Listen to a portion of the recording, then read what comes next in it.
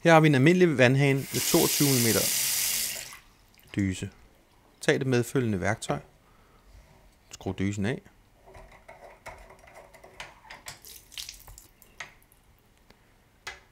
Tag den nye dyse. Skru 22-24 konverteren på.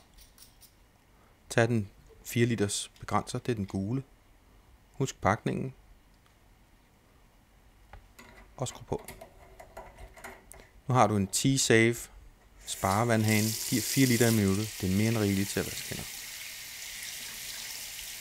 Der medfølger også en 2 liters begrænser. Skift den gule ud. Sæt den nye grå 2 liters begrænser i din omløber. Husk pakningen. Skru på. Og nu giver dit armatur 2 liter i minuttet. Det er rigeligt til at vaske hænderne.